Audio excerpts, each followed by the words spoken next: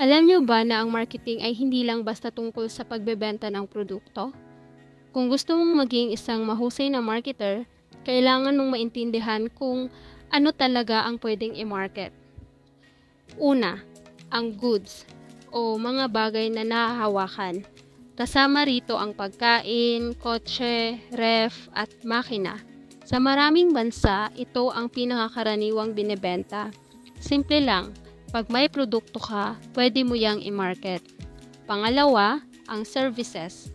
Habang umuunlad ang ekonomiya, mas dumadami ang serbisyong binebenta tulad ng flights, hotels, gupit sa barberya, o check-up sa doktor. Madalas, goods at services ay pinagsasama. Halimbawa, sa fast food, may pagkain ka na, may serbisyo pa ng crew.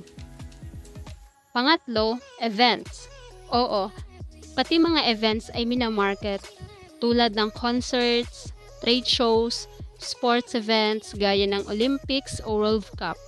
Kailangan niya ng promotion para may dumalo. Pang-apat, experiences. Alam niyo ba yung Disney World? Hindi lang rides ang binebenta doon, kundi karanasan. Yung feeling ng saya, excitement at pagiging bata ulit, yun ang ini-experience ng visitors. Next, persons. Pati tao, pwedeng i-market. Tulad ng artista, musicians, doctors, or CEOs, nagiging brand sila. May sariling image at yun ang pinopromote nila. Parang si Taylor Swift, hindi lang singer kundi isang kilalang brand na rin. Pwede ring i-market ang places, mga lungsod, probinsya o bansa. Tulad ng mga campaign na It's More Fun in the Philippines. Marketing yan para hikayatin ang mga turista, investors at businesses. Tapos may properties, bahay, lupa, stocks, lahat yan ay binibili at binebenta. Kaya importante rin ang marketing para sa real estate at finance. Kasama rin ang organizations gaya ng schools, museums at charities. Kailangan din nilang i-market ang sarili nila para makakuha ng donors, students o support.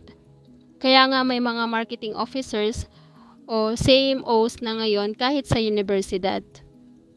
At syempre, ang ideas. Minsan, ideya ang binebenta, hindi produkto. Tulad ng campaign na Friends Don't Let Friends Drive Drunk. Isa itong marketing ng responsibility at awareness. Hindi lang basta produkto, pati serbisyo, events, tao, lugar at kahit ideya, kahit ano na may value, pwedeng i-market.